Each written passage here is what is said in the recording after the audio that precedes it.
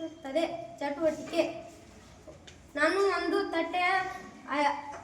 ಒಂದು ತಟ್ಟೆಯಲ್ಲಿ ಅಯಸ್ಕಾಂತ ಹಾಗೂ ಒಂದು ನಾಣ್ಯವನ್ನು ತೆಗೆದುಕೊಂಡಿದ್ದೇನೆ.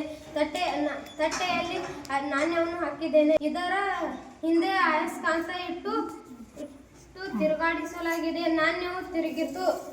ಇದರಿಂದ ನಮಗೆ ಕಲಿಯುವುದು ಏನೆಂದರೆ ಕಾಂತವು ನಾಣ್ಯವನ್ನು ಆಕರ್ಷಿಸುತ್ತದೆ. ನೀರಿನಲ್ಲಿ ನಿಂಬೆಹಣ್ಣು ತೇಲುತ್ತದೆ. ನಾವು ಈಗ 2 ಗ್ಲಾಸ್ ತೆಗೆದುಕೊಂಡಿದ್ದೇವೆ. ಈಗ ಒಂದು ಗ್ಲಾಸ್ನಲ್ಲಿ ಉಪ್ಪನ್ನು ಹಾಕಬೇಕು. ಹಾಕಿ ಚೆನ್ನಾಗಿ ಕಲಿಸಬೇಕು. ನಿಂಬೆಹಣ್ಣು ಹಾಕಬೇಕು. ಸಾಮಾನ್ಯವಾಗಿ ನೀರಿಗಿಂತ ನಿಂಬೆಹಣ್ಣಿನ ಸಾಂದ್ರತೆ ಹೆಚ್ಚು ಇರುತ್ತದೆ. ಆದ್ದರಿಂದ ನಿಂಬೆಹಣ್ಣು ಮುಳುಗುತ್ತದೆ. ಆದರೆ ಉಪ್ಪು ನೀರಿನ ಸಾಂದ್ರತೆ ಹೆಚ್ಚು ಇರುತ್ತದೆ. ಆಗ ನಿಂಬೆಹಣ್ಣು ತೇಲುತ್ತದೆ. ಈ ಚಟುವಟಿಕೆ ಮೂಲಕ ಉಪ್ಪು ನೀರಿನಲ್ಲಿ ನಿಂಬೆಹಣ್ಣು ಹಾಕಿದರೆ ತೇಲುತ್ತದೆ ಎಂದು ತಿಳಿದುಕೊಳ್ಳೋಣ. ಬೆಂಕಿ ಇಡಲು ಗಾಳಿಯ ಅವಶ್ಯಕತೆ ಇದೆ. ಸಾಮಗ್ರಿ: 2 ಕ್ಯಾಂಡಲ್, ಗ್ಲಾಸ್, ಕಡ್ಡಿಪಟ್ಟಣ. ನಾನು ಈಗ ಮೇಣದ ಬತ್ತಿಯನ್ನು ತೆಗೆದುಕೊಳ್ಳುತ್ತೇನೆ. ಮೇಣದ ಬತ್ತಿಯನ್ನು ಹಚ್ಚುತ್ತೇನೆ.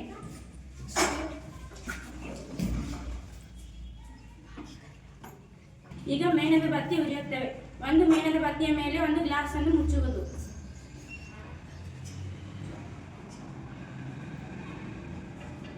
ಅದು ಸ್ವಲ್ಪ ಸಮಯದ ನಂತರ ಆರುವುದು.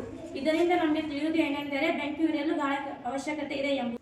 ಗಾಳಿಯು ಸ್ಥಳವನ್ನು ಆಕ್ರಮಿಸುತ್ತದೆ. ನಾವು ಈಗ ಒಂದು ಬಲೂನ್ ಅನ್ನು ತೆಗೆದುಕೊಂಡಿದ್ದೇವೆ. ಎಲ್ಲ ಕಡೆಯಲ್ಲಿ ಗಾಳಿ ಇರುತ್ತದೆ, ಆದರೆ ಕಾಣುವುದಿಲ್ಲ. ಅದಕ್ಕಾಗಿ ನಾವು ಈಗ ಬಲೂನ್ ಅನ್ನು ಊದಿ ಗಾಳಿ ತುಂಬಿಸುತ್ತೇವೆ.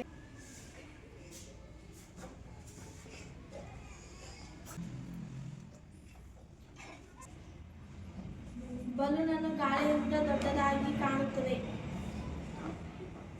ಇದರ ಮೂಲಕ ನಾವು ಗಾಳಿಯು ಸ್ಥಳವನ್ನು ಆಕ್ರಮಿಸುತ್ತದೆ ಎಂದು ತಿಳಿದುಕೊಳ್ಳಬಹುದು.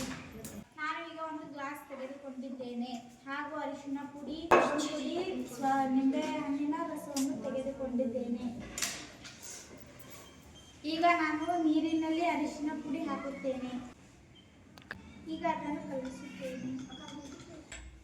ಈಗ ಅದು ಹಳದಿ ಕಲರ್ ಆಯಿತು. ಇದರ ಒಳಗೆ ಸಾಬಾನು ಪುಡಿ ಹಾಕುತ್ತೇನೆ.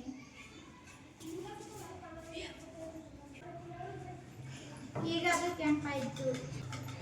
ಮಾಟ ಮಂತ್ರ ಮಾಡುವವರು ಈ ತರ ಮಾಡಿ ಜನರನ್ನು ನಂಬಿಸುತ್ತಾರೆ. ನಾವು ಮೂಢನಂಬಿಕೆಯನ್ನು ನಂಬಬಾರದು. ಈಗ ಕೆಂಪಾಗಿರುವುದನ್ನು ನಿಂಬೆ ರಸ ಹಾಕಿ ಕಲಿಸುತ್ತೇನೆ.